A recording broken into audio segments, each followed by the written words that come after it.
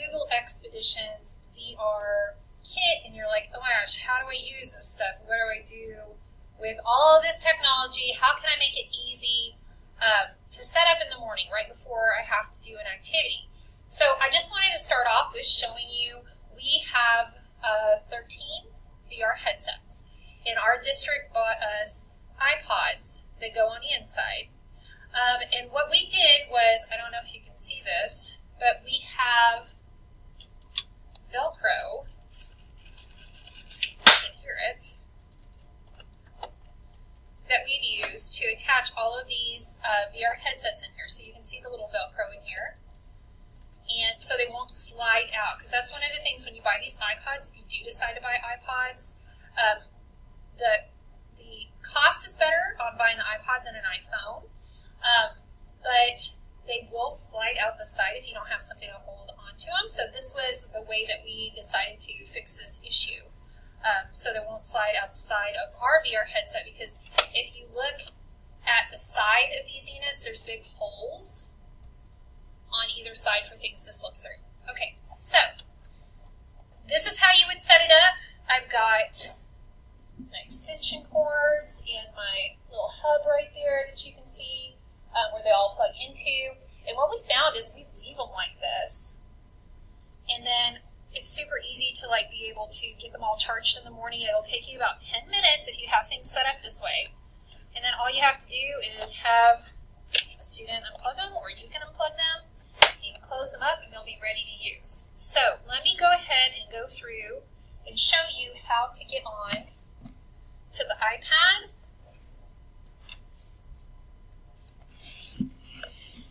And how to access Google Expedition. Let me push this back a little bit.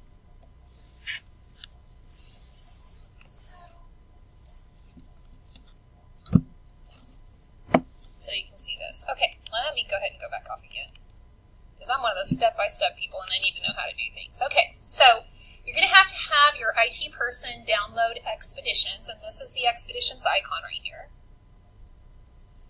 And then what you do is whatever topic that you're studying, you just click the magnifying glass.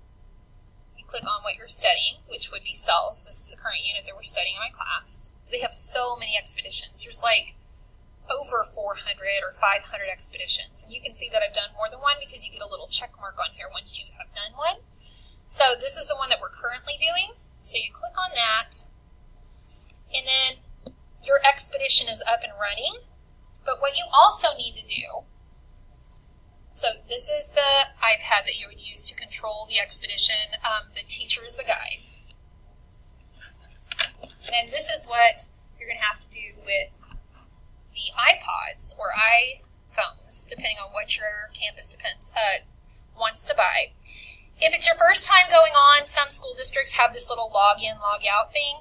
I've only had to log in one time to our little iPods, and it's kept me logged in, so I don't have to go through this process. But just in case you did have to do something like that, this little window would pop up, and then you're going to see a place to put in your username and your password to sign in. And you can see that I'm already logged in. But just in case that happens to you, then I just wanted to show you that. Because a lot of school districts have protocols that they have set up to where you have to log in. Then you would click on Expeditions, and then you're going to see, go ahead and zoom in a little bit. Let's see if I can show you this. Okay, so then you're going to see this screen, and then it's just the things that they have to accept, the conditions. So I accept, and then you're going to get this little box that pops up, and the kids need to be the explorer, because you have two things that you can choose from. On here, you could be the lead, which that's what the teacher is. Or you could be the follower. So that's what this is, the explorer. So then you're going to hit join. And then you'll see a little message on here that says that you need to go ahead and turn it to where you can see.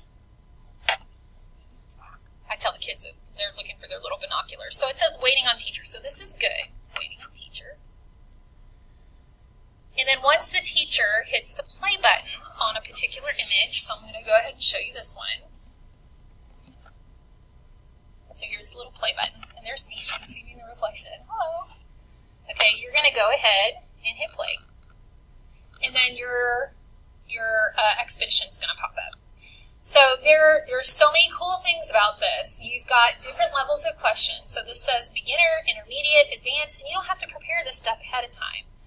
I go through based off my content, and I do develop questions that target the learning standards for my area when I'm looking at each one of the images, so that I can make sure that the kids have tons and tons of information. Like today I did an introduction to cells, and we did a lot of stuff from their 6th grade years trying to reactivate that prior learning before we went on to new parts of the cell.